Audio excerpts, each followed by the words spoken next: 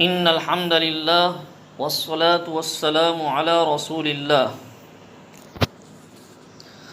محترم حضرات، ابھی یہ رمضان کا مہینہ چل رہا ہے، جیسا کہ میں نے اس سے پہلے بھی کہا، قرآن کریم کی آیت میں نے پیش کی۔ اسی طرح حدیث شریف میں آتا ہے کہ نبی علیہ الصلوۃ والسلام نے فرمایا، حضرت ابو ہریرہ رضی اللہ تعالی عنہ کی روایت ہے، اللہ تعالیٰ فرماتے ہیں، یعنی یہ حدیث قدسی ہے کہ ابن آدم کا ہر عمل اس کے لیے ہے سوائے روزے کے، کہ وہ میرے لیے ہے۔ جتنے بھی اعمال ہے، نماز ہے، زکوٰۃ ہے، حج ہے، قربانی کرنا ہے، شادی کرنا ہے، یہ سب جو ہے یہ انسان کے خود کے لیے ہے۔ یعنی اس میں جو ہے ریاکاری کا پہلو ہے، یعنی انسان کو دکھانے کے لیے کر سکتا ہے، لیکن یہ جو روزہ ہے وہ میرے لیے ہے۔ کیوں؟ اس لیے کہ روزہ جب انسان رکھتا ہے تو اس کا اور اس کے رب کے درمیان تعلق ہوتا ہے۔ بندہ اگر چاہے کہ پانی پی لے تو پی سکتا ہے، تو کوئی کچھ نہیں کہہ سکتا ہے، کوئی دیکھ نہیں سکتا، وہ آرام سے پی لے گا۔ لیکن صرف اس لیے پانی نہیں پیتا ہے کہ وہ دیکھ رہا ہے کہ اللہ تبارک و تعالی دیکھ رہے ہیں، اور جس کے لیے کیا ہے وہ دیکھ رہے ہیں، اس لیے پانی نہیں پینا چاہیے۔ تو نبی علیہ الصلوۃ والسلام نے فرمایا کہ روزہ جو ہے، روزے کے بارے میں اللہ تبارک و تعالی نے فرمایا کہ روزہ میرے لیے ہے اور میں ہی اس کا بدلہ دوں گا۔ روزہ ڈھال ہے، پس جب تم میں سے کسی کا روزہ ہو تو وہ گالی گلوج اور شور و شغف نہ کرے، بلکہ اس کو کوئی گالی دے یا لڑائی جھگڑے کرے تو کہہ دے کہ میں روزے سے ہوں۔ اس ذات کی قسم جس کے قبضے میں محمد صلی اللہ علیہ وسلم کی جان ہے، روزے دار کے منہ کی بو اللہ کے نزدیک مشک کی بو سے بھی زیادہ اچھی ہے۔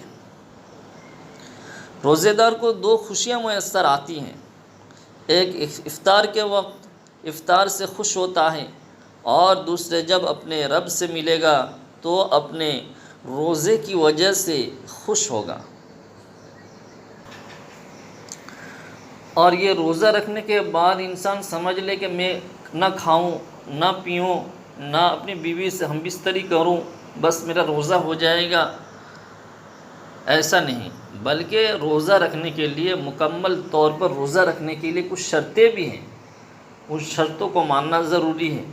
مثال کے طور پر جو ہے گناہ ہے وہ گناہ نہ کریں، ہاتھ کا گناہ ہے، پاؤں کا گناہ ہے، آنکھ کا گناہ ہے، کان کا گناہ ہے، اور زبان کا گناہ ہے۔ زبان ہے لیکن زبان کے ذریعے بکواس نہ کرے، گالی گلوج نہ کرے۔ آنکھ ہے، آنکھ کے ذریعے کسی اجنبی عورت کو نہ دیکھے، الٹے سلٹے فلم وغیرہ نہ دیکھے۔ کان ہے، کان کے ذریعے غیبت نہ کرے، اور کان کے ذریعے جو ہے اور دوسرے گناہ نہ کرے، گانا وغیرہ نہ سنے۔ اور ہاتھ پاؤں کے ذریعے جو گناہ تک پہنچنے کا ذریعہ ہے وہاں تک نہ پہنچے، ہاتھ کے ذریعے کسی کو نہ مارے۔ یہ سب شرطیں ماننا ضروری ہے۔ اور اس کے ساتھ ساتھ اور بھی دو باتیں، کھانا اور سونا۔ انسان روزہ رکھنے کے بعد سمجھتا ہے کہ جیسے ہی افطاری ہو زبردست طریقے پر کھاتا ہے، پورا گلے تک بھر دیتا ہے، یہ غلط بات ہے۔ بہت زیادہ کھائے یہ بھی صحیح نہیں ہے، بلکہ اصل جو ہے ہمارے صوفیہ کو دیکھا جائے تو وہ روزہ رکھنے کے بعد بھی کم کھاتے تھے، تھوڑا کھانے پر اکتفا کرتے تھے، اور بہت زیادہ سو لے یعنی سوتا ہی رہے، یعنی پورے دن چونکہ روزے میں ہیں۔ ایسا نہیں ہے، بلکہ تھوڑا سونا چاہیے اور عبادت بھی کرنی چاہیے، قرآن کریم بھی پڑھنا چاہیے اور نماز وغیرہ بھی پڑھنی چاہیے۔ پورا سونے میں ہی پورا دن گزار دے تو روزہ تو ہو جائے گا، لیکن اس کے جو شرائط ہے اس میں کمی آئے گی۔